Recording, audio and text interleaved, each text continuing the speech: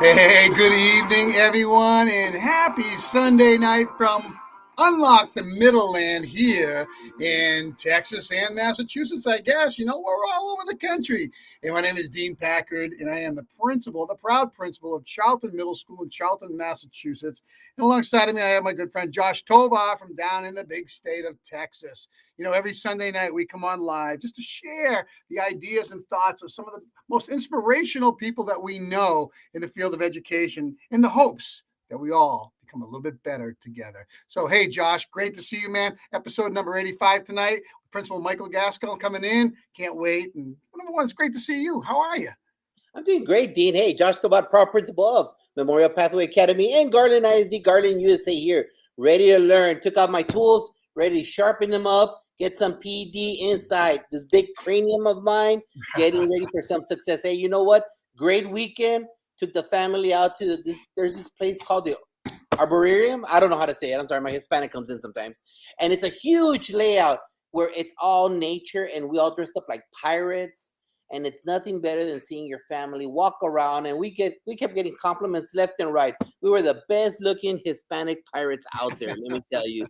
But it's the most charismatic as well, I'm sure, my friend. Oh yeah, especially my 3-year-old. He was walking around like he was Johnny Depp, just walking around, going there. A good family moment indeed. I'm sure that's great stuff, Josh. Thanks for sharing that out. How about from the football standpoint? Anything good today from you? 3 games in a row. 3 games, Dean. That's your Redskins, right? Hold on. This is what happens to me. They're picking up my chin like this. Yep. And then they're gonna do the Mike Tyson right there. Knock you right out. Boom! They always crush me. Or do you remember that Simpsons episode where the girlfriend crushes his heart and she rips his heart out? Vaguely.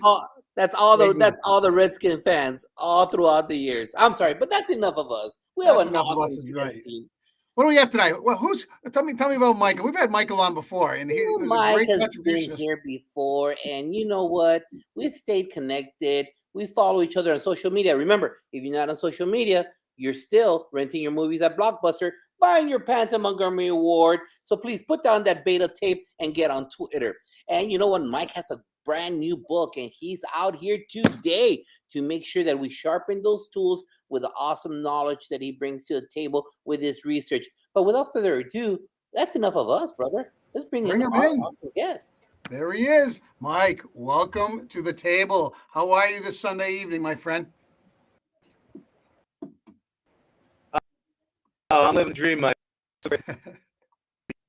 Yeah, we've definitely kept each other. I've had some great interactions.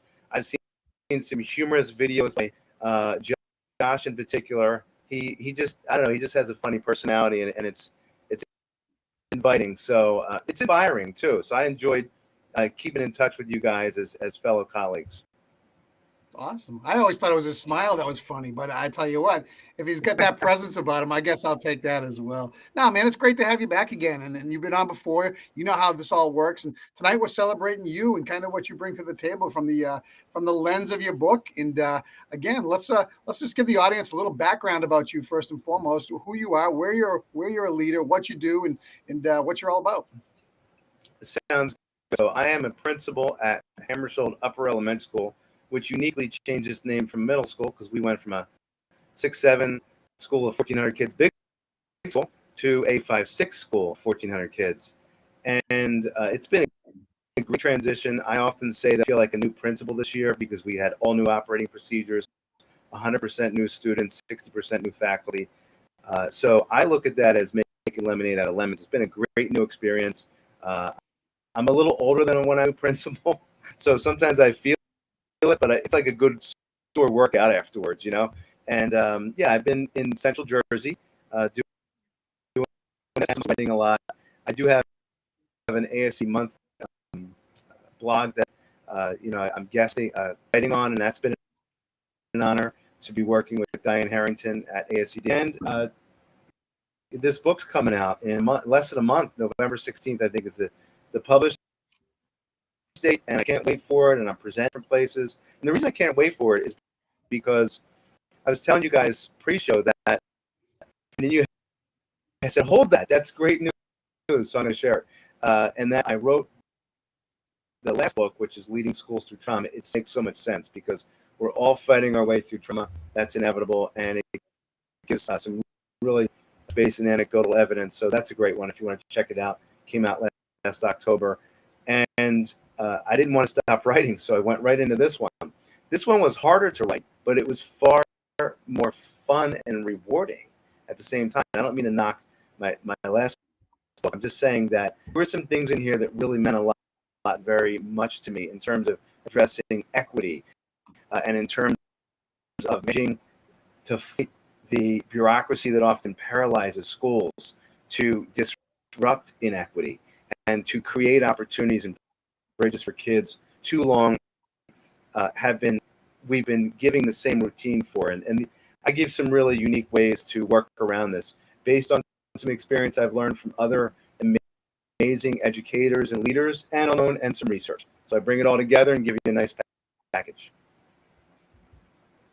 And now, I know that you bring these books to the table, your experiences there at the 5-6 school. But you know what? Let's dissect that frog a little bit more. Let's go down a little bit deep.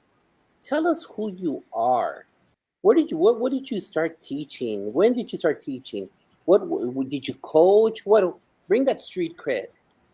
I love that. Yeah, it was interesting. I went to undergrad thinking I wanted to be a speech pathologist or speech therapist in layman's terms. And I took a special education class as one of my requirements, and I fell in love with it. So I decided to go into my master's program in special education. And I never looked back. And I never quite really realized why until it occurred to me that I had many of the same struggles that these kids did. And yet I had these structures in place for me that most disadvantaged kids don't. And that's why I think I was able to get out of it. I talk a lot about that in Leading Schools Through Trauma, the forward. And I talk about how I was given opportunities. Why? And I'm going to be very candid. I'm a white middle-class male. So I had all the opportunities to get myself out of that. So I have to insist on creating these bridges for kids who don't have all those structures in place for them.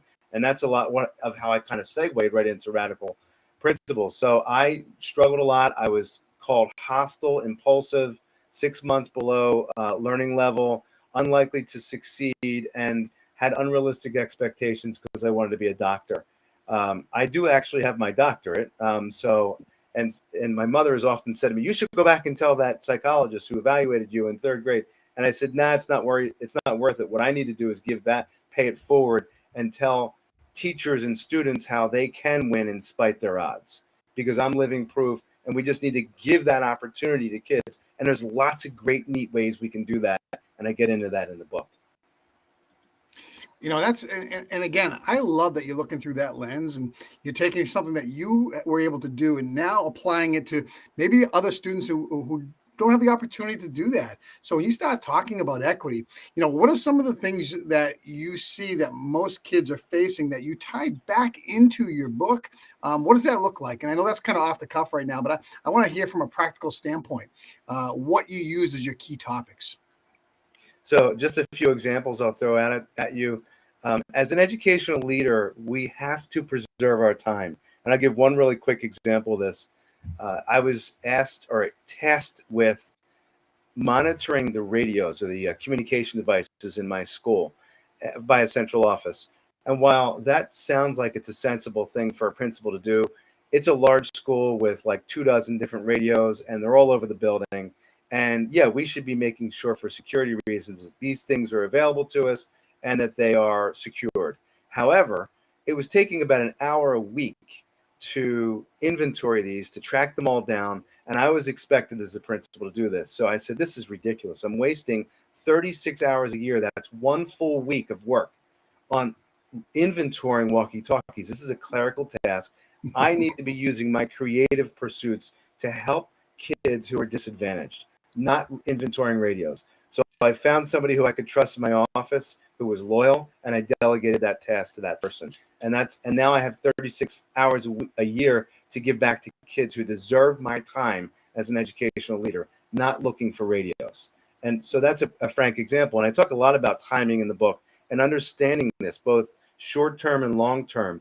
And so Another example about timing is, our emotions run through these cyclical patterns, and they're really surprisingly predictable for most of us. And knowing and understanding this allows us to maximize our time.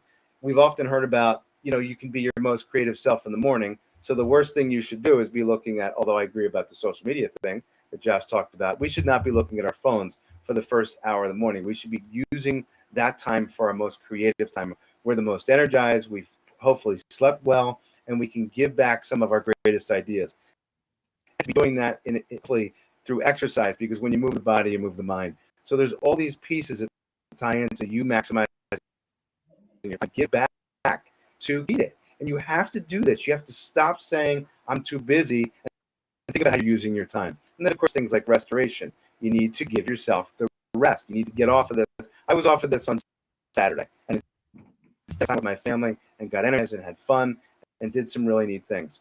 I did work on Sunday, I'll be honest with you, but I usually do that. I give myself off on Saturdays from work. And then, of course, I think like most of us administrators, I'm getting ready for the week on Sunday, but that helps me. So that was one. Yeah. I could keep going if you want, or if you want to shoot back at me. Carry on, soldier. You got it. No, you go all right. Another thing I talk about in this book is open mindset. Adam Grant wrote a lot of great stuff on having an open mindset.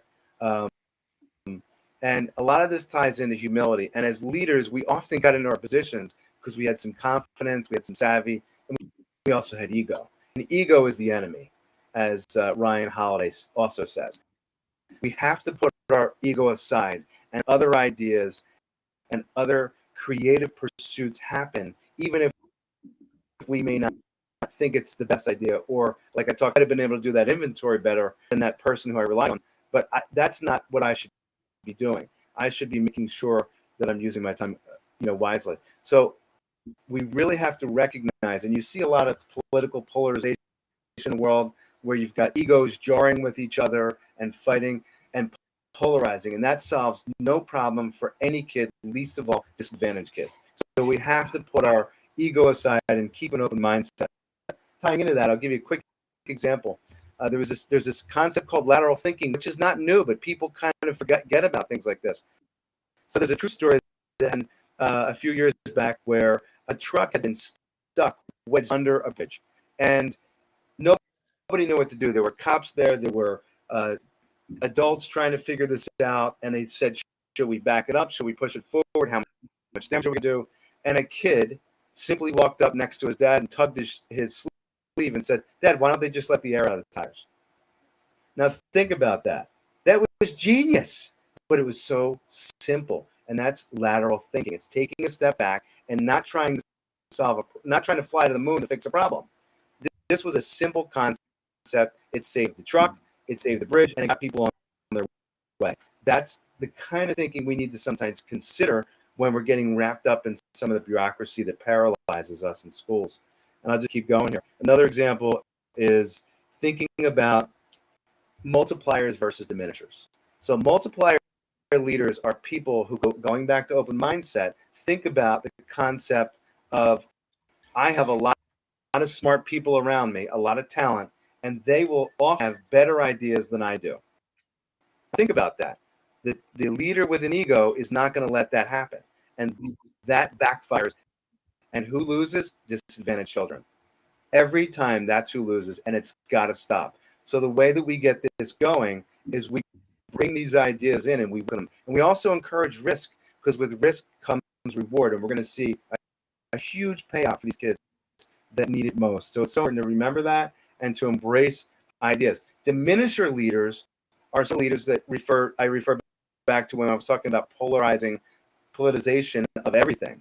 When you are a diminisher leader, you want to be better, smarter than everybody. You want to be shutting everybody else down. You don't want anybody to be as good as you, and you don't want to allow their ideas in. And so what happens is great ideas die in a corner of school buildings, and happen again, especially for advantaged children. So I could go on, but I'll pause for a minute. No, and you know what? That's good that you're giving us a quick book summary of the items that the salient points in there. And as you said that you're more excited discovering this or creating the content of this book right now, do you feel that that happened because now that you wrote the first book about the trauma because of COVID and everything afterwards, and now you're seeing from the big picture, like Darren Papard says, from the up in the bleachers, and you're seeing the big picture of it with this book that you wrote? Is it that you're getting those aha moments? Yeah, it's a great way to put it. I would call this the moonshot. I've got that perspective now where I was really kind of drilling down more with leading schools through trauma, giving some practical solutions, particularly for educators in classrooms as well as leaders. Now I'm saying, okay, we got to take a step back and look at what's preventing, what's inhibiting. Another example of this is we're still suspending kids. That's a mistake. Suspension has absolutely no positive effect on the offender, but worse, it has negative effects on the kids around them. Nobody wins with suspension, and yet we still do it in schools. And why? Because we have nothing else to give them. Well, we do have some things like restorative justice programs and interventions and things like this, but everybody wants somebody to be accountable. And yet we're talking about kids. And guess what? The kids who get suspended the most are usually the most at risk, disadvantaged, have the least opportunities. We have to start flipping the script for them. So that's just one more example. And again, that goes back to the moonshot. We take a step back and say, wait a minute, how are we still hurting because of school bureaucracy, which is nobody's fault. It's just we got to bring it to a conscious level, and I do that in the book. And then start to really turn things on its side so that we can get these kids the opportunities. Lots of schools have great ideas, but it's not really consolidated in such a way that it allows us to really stack these ideas on top of each other and set kids up for win after win and start to accelerate confidence and success and opportunity. I'm just going to quickly chime in right here. You're talking about changing of systems, and education, in my eyes, in a lot of ways, has been institutionalized and has been for a long time. And I think shame on us for not thinking outside the box to make those experiences or opportunities for students at the center of everything that we do. I agree 100%. And I am not a fan of suspensions at all. And you want to talk about equity. And every time that I got to send somebody out, I cringe and I say, what child is going to benefit from sitting at their house playing Fortnite when they should be doing their schoolwork? No, it's not. And I get the accountability piece, but I do think, and you start talking about restorative practice, restorative justice, and all those things, I would love to have a deep dive conversation sometime about what ideas you can do to help those students understand that they still belong in school. And as long as the incident wasn't like off the charts, okay? Because they need to be here. I mean, I'll bring somebody in a reset room in school suspension any day over sending them out. And again, you're right. We're talking equity.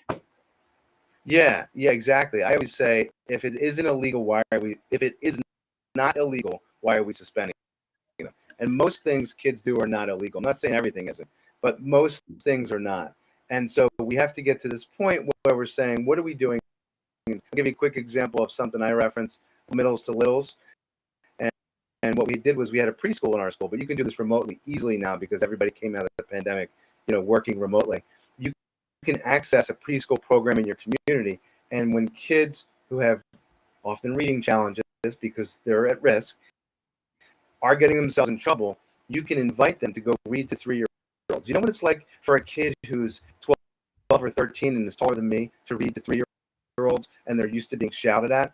It is inspiring, and it's like pet therapy. It's fantastic because what do 3-year-olds do? They scream and yell, hug that 12-year-old. They don't see a tough guy or girl, 12-year-old. They see a kid, a cool kid who's reading to them. And this is the kind of thing I've been able to do to flip the script. And guess what happens then? Not only is the kid doing better, but now the teachers, some of those old guard who may be a little more skeptical, are saying, suddenly that kid's not running too fast or talking too loud. And I'm able to engage them. If they are getting a little angry, I can say, hey, when are you reading again? And suddenly that kid's whole demeanor changes. They haven't even yelled at them or threatened that kid. All they did was ask them when they're reading again. And it slowed that kid down and got him back on track. Hey, Mike, let me ask you a question, because you opened up the voices in my head. You've got assistant principal A and principal A, and they took over this campus because it's a F campus. academics, discipline. We've all heard of this. I've walked in those shoes before. And so he's here on Sunday. He's chilling in front of his Twitter, going through his feed, and he hears you. And he knows what he walked into. Him and his assistant principal, trying to clean up the school, for lack of a better term. As Ken Williams, he got that school in the district. And then you're saying you can't suspend kids, but there's a culture already in that campus in regards to toxicity. Not that administration's fault, but it's there. How would you present to these two administrators that suspension might not be the full road of cleaning up the campus? Like I tell you, I've done that before. I've been in a school that I've had to go and clean it, and it was 2,550 kids. Wow. Yeah. So I was in a similar situation. Although I'm in a suburban school, we had New Jersey a few years back identified focus schools, and they were typically middle class to middle upper class schools who were doing great. They looked wonderful on paper, except for the disadvantaged kids. The disadvantaged kids continued to score too low and get disciplined too much. So we decided, so my advice to these administrators, whether it's a school like that or the school you characterize, is to do it one kid at a time. Take a kid and make a project. Here's what happens when you do that. The kid who I mentioned, I was referring to a specific kid when I was talking about middles to littles. He started going to his friends, who were all the tough, cool kids, and saying, hey, this is really awesome. And he went and dressed up on Halloween and went into there. And suddenly nobody was thinking dressing up for Halloween in a middle school was uncool anymore. And he was talking to other kids, and they were saying, you're reading that book to them? Yes, he's reading. So suddenly, and so I'm having kids come to me, when can I read? When can I read? These are kids that are used to getting suspended. And I said, when you're, show me a good week like he did. And suddenly they're showing me a good week. What happens when you pick one kid and make a project is it starts to, and it's the right kind of kid, it starts to generalize and sort of spider out to some of the rest of the kids and the community. And again, the other example is, I was talking a little bit earlier about my own challenges. A lot of times I throw that evaluation up. There was actually an evaluation that said I couldn't do anything successfully in my life, basically. It was actually a very uninspiring evaluation, and thank God I'd never seen it at that age. But my mom, held on to it for some reason, and suddenly my daughter discovered it a couple of years ago. And I don't know why she held on to it, but I was eternally grateful she did, because I showed this without the teachers knowing it to my staff. And I said, make some predictions. He's going to go to jail. He's going to be an addict. He's going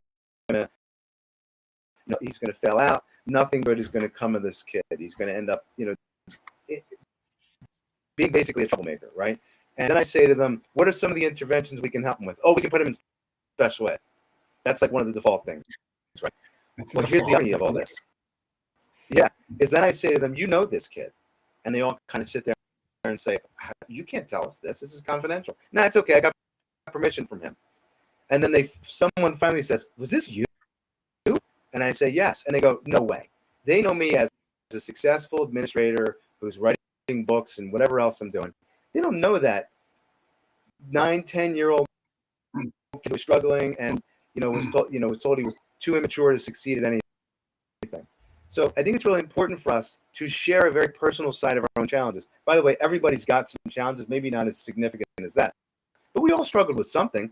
And teachers are sometimes afraid to share that with kids. No, share that. Kids need to hear that and more that you overcame it. And so these are some of the ways that you start to get some of the more skeptical folks to go, oh, maybe he has something here. The other thing that's nice, by the way, when you write articles and books is suddenly everybody thinks you know what you're talking about. So that helps too, Michael, I'm just stuck on changing one child one at a time. And you know what? You pick one. And I'm thinking, I've got 623 kids in my school. And you know what? I've thought about doing something as creative as that, but middles to littles, just in my mind, I just said I could pick 3 of them, and I will guarantee that would change their trajectory like within a day. Because you know what? Amongst their peers, they act a certain way. When they are put in a position when they are now a superior, where they have to put themselves on a higher pedestal to do something, it takes that whole mindset and shifts it, man. So I'm taking that and running. So thank you. That's a huge nugget. And, that's something that can be easily done. And quite frankly, I think parents would love it. to be honest with you. What's the outcome? I'm going to be Absolutely. suspending your kid for his behaviors? No, he's going to make a difference and an impact somewhere else, and close learning gaps himself, especially if they struggle to read themselves a little bit. Think about that for a second. Think about it. The power. It's Yeah, like a double whammy. Absolutely. They become something larger than themselves, and that's how they get out of their own way. And the other thing that's really cool with kids like this is when you're looking at a restorative justice opportunity, we all have security in schools now. Would we agree with that? Mm-hmm. Most of that security has law enforcement experience. Most of them were retired police officers. It seems, and that's certainly the case where I'm at.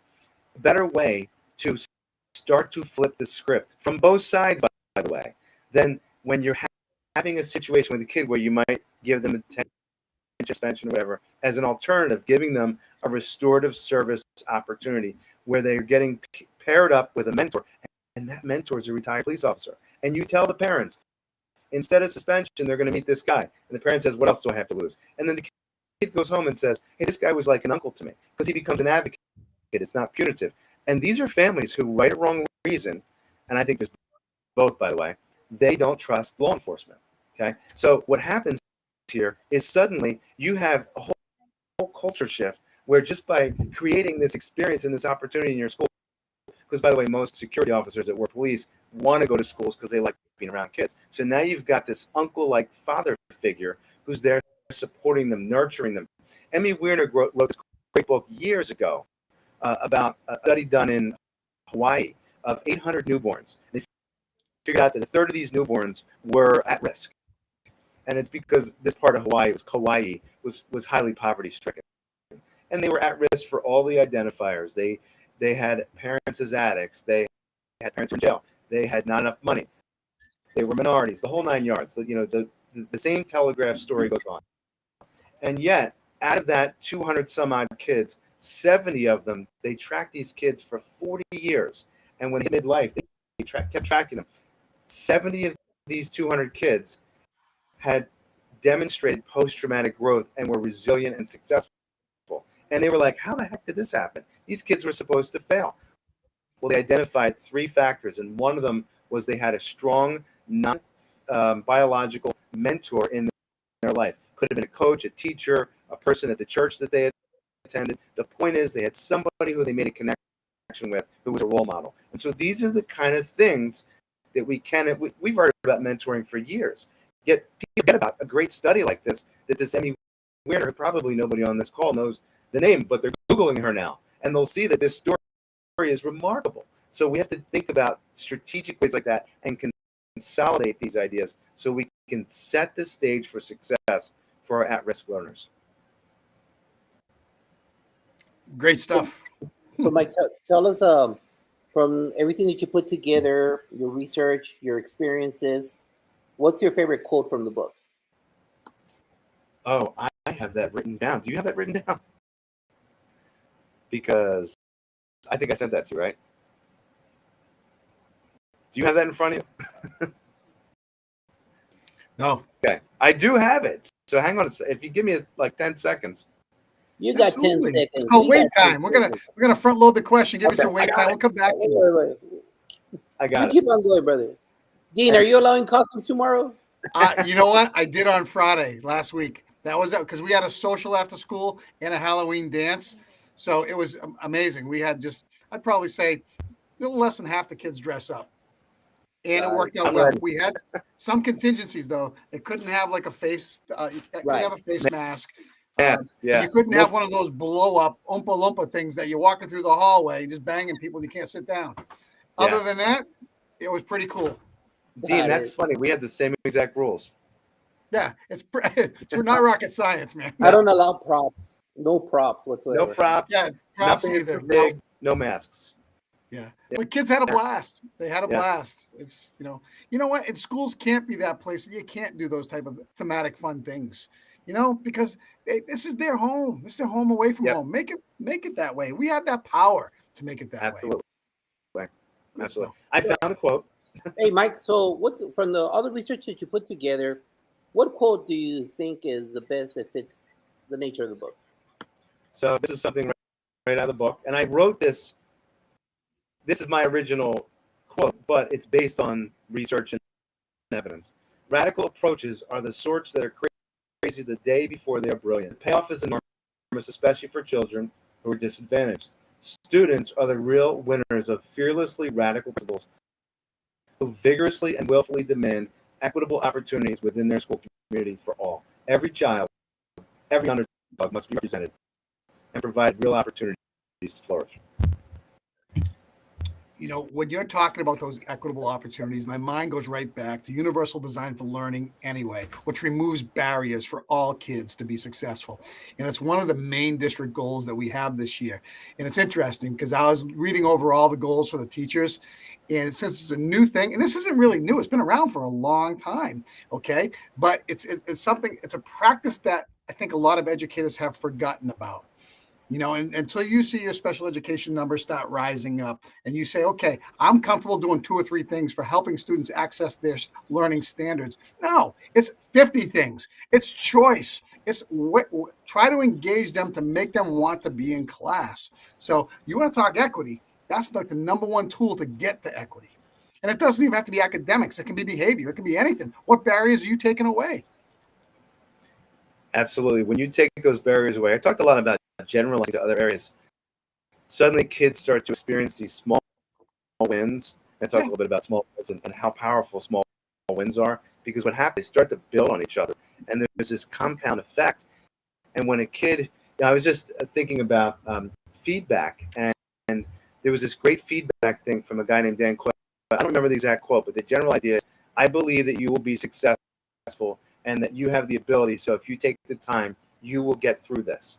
And what happened was they found that 40% of white kids responded affirmatively to that. And then you got production. Well, guess what? 320% of the African Americans responded positively to that. Why was that so much more off the charts? It's simple. They're not used to getting that kind of feedback. It's that sort of subconscious bias that's not intended. Most people do not intend to do that. It's frankly sad. It's a truth, though, and we have to put it out in front of us and say, we can be vulnerable to this, and we have to stop and be much more aware, cognizant, bring it to the conscious level, and suddenly we're building bridges and we're giving children an opportunity they should have just like everybody else. Creating pathways, making roadmaps for them, whatever it takes for a child to be successful. Great stuff, Mike. Thank you so much for sharing that out. Hey, where can we find this? What's the link? Where can you get the book? You know, I know you're super excited about it, and I know it's coming right around the corner, but talk about that for a second, please. Absolutely. So Radical Principles is available both on the Rutledge website. So if you type in Rutledge Education Books, you can find Radical Principles right there. Or also, of course, on Amazon, and it is available in both digital and written format. So you can pick an ebook, or you can, buy the hard copy. And my Twitter's Gaskell M Gaskell, which you guys know. And there's a lot of opportunity to get some ideas and really think about turning things on your side when you jump into. And you can jump into any chapter on this, because I kind of divide it up in ways that you can just find an area that looks interesting and then seize on that. And then, as you said, Dean, start applying this tomorrow. It's not like you have to wait a year to do this. You go, oh, this is great, right away.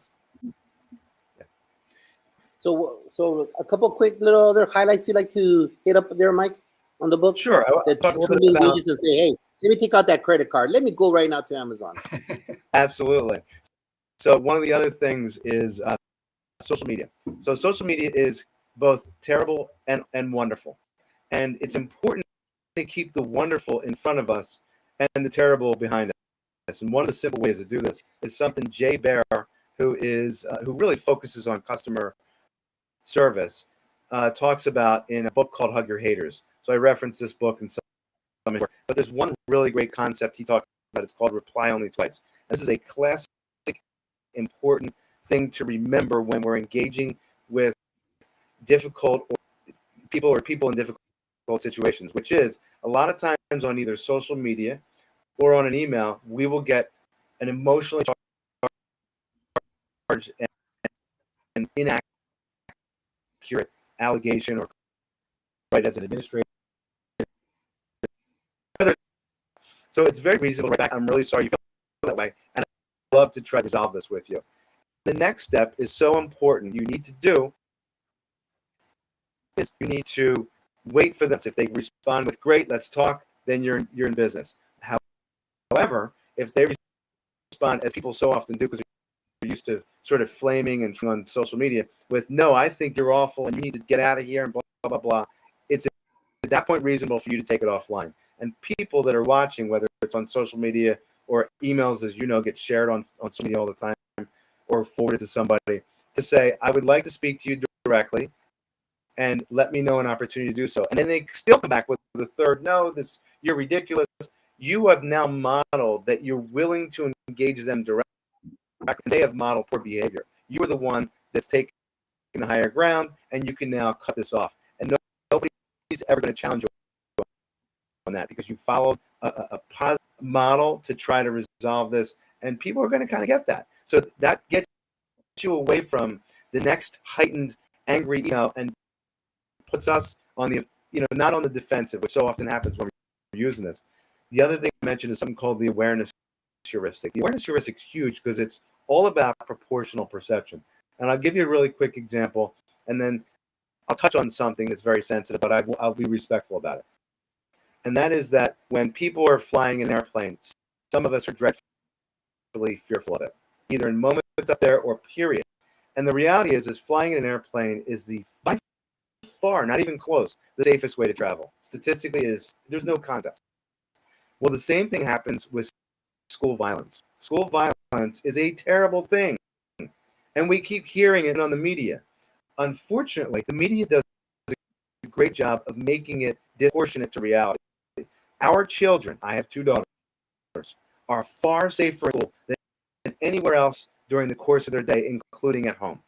That's a statistical fact that has not changed. Yes, violence, has gotten more problematic, but it still isn't even close to reality. So I think it's really important for us to help our communities on this thing about awareness heuristic. What happens is our brains consolidate all information, and we see all this amplified stuff about this. We start to think, well, that must be happening everywhere, and it's just not true. I'm not minimizing it, and I certainly don't want anyone to think that I'm saying, well, this is not a big deal. It is a big deal, but it's happening far less than we realize. So it's important to keep people's perspective because there's a lot of fear. Whenever we're administrators, we've all been in that situation where there was, terrible school violence somewhere across the country or maybe the next town over. And then everybody in our community says, what are you doing in your school? What kind of security? And it's important to both of their questions, but also explain this thing in a very sensitive way about awareness heuristic, that there is this perspective thing. When we talk about our kids, we get emotionally charged, and that makes us illogical. I get illogical about my kids, and I sometimes need to be reminded of this. We're all collaborative. We just need to work together to keep perspective. So much about this book, like I talked about earlier, is perspective. Just good stuff. Yep. Thank you, Mike. I appreciate it. You talk about awareness and alertness and things of that nature. And, I had the luxury of being Alice trained, and I had to, myself and 3 other of my colleagues in my district broke down our district. And, one of the biggest takeaways about training people about Alice and response is to be alert, to know your surroundings, to be able to, no matter what it is, whether you're in a public school, public building, anywhere you go, restaurant, whatever, just make sure you know what you're seeing and try to figure out and project, what's right, what's wrong, use your senses, all that type of stuff. So that plays right back into this 100% when you talk about awareness. 100%. Yeah, it's such a great point because that's why we practice. If you see something, say something. Yeah. I'd rather hear 100 things and know that 99 are inaccurate, so that we catch that. But you know what? The bigger thing is that a lot of kids are desensitized, and and I've noticed it because they go to chat rooms and they talk about stuff, and you get that one person or two, 1 or 2 people that might feel uncomfortable with it, and then throw you an email, or a parent that is logged in under a student's account and say, "Hey, this is what I just saw," and that has led me to some really interesting conversations with kids about the etiquette and their choices. So more people have to do that, because if we do that collectively together, we do have safer schools, we have safer places, and it's the right thing to do. Right thing to do. You reminded me of something called the Instagram fiction versus reality study. It's some variation of that. And what happened was the Instagram did a study in which they found that women we're looking at these highlight reels of, beautiful women or beautiful people and thinking they weren't good enough. And struggling with this, especially teen girls. And you talk about a group that's at risk. The teen girls are highly at risk because of things like this. And, the whole comparison is the joy concept. And what Instagram did was they presented a control group with this. We've seen famous people now that are saying, this is what I really look like on social media. Well, those are great ways for kids to say, oh, I can compare, I can measure up. And an Instagram study found that these kids felt far better about themselves when they were presented with this real version of these people. So just even, I get into this about social media and how important it is, because of course, who's most affected by social media? It is the disadvantaged, because they're the most vulnerable. They have the least amount of factual resources, and they get caught up in these things unfairly. So it's important to give them that perspective. And there's some other really cool things that I talk about making sure that kids understand social media. Again, we talked earlier about the great opportunities that social media offers versus these terrible things that we have to help learn how to discard or put over here. Absolutely. And you know what, Mike? I agree with you 100%. I think I've tweeted thousands and thousands of things. Facebook, Instagram, TikTok. I started LinkedIn now stuff. And you know what? I think less than 2 hands I've had negativity over years. So I agree. It's how we use the platform and how we promote it. Making sure that we promote only positivity and making sure that everybody knows that that's the reason for it. So I want to thank you very much for being here, Mike. It's a pleasure for us. Check out Radical Principles. He told you where. If not, just go to the Amazon. It's going to be there. Join us. Thank you for this knowledge. Sharpen our tools. Make us better individuals. But it doesn't stop there, because the Red Zone is coming around the corner, Dean. The Red Zone this Thursday. What time, Dean? What time is it? 8 o'clock Eastern Standard Time, Josh. Dean, the Red Zone. What time is it? Oh, 9 o'clock. Oh, you tested me. That's right. 8 o'clock is the office hours. I don't know. You've got so many different factors going out here. Because he's the creator, I'll let him pass on that right there. So we have some awesome guests coming in the Red Zone. It's football season. It's almost playoff football season in Texas. I'm pretty sure in New Jersey, in Massachusetts, it's around that time also. But you know what? The knowledge and the victory will be amongst us, because we have awesome educators coming in, making sure that they present their knowledge, their ideas, and their wisdom to make sure that we make our home, our casa, a better place. So thank you for joining us tonight on the flagship show of the Fantastic Four, Unlock the Middle, and we'll see you this Thursday, 9 p.m. Eastern, with the Red Zone. Thank you for joining us. Thank you, Doc, for being here. Let's go home and relax. Bye, guys. Guys, thank you so much. Mike, great to see you again, man. And thanks for your words Yeah, of wisdom. awesome. Best of luck with your book. Enjoy every moment of it. You worked hard for it. So, hey, we'll have you back on again after you get that all out and going, okay? Everybody out there, Thanks have a great week. Have a great week. You too, guys. Enjoy. Look forward to seeing more of the great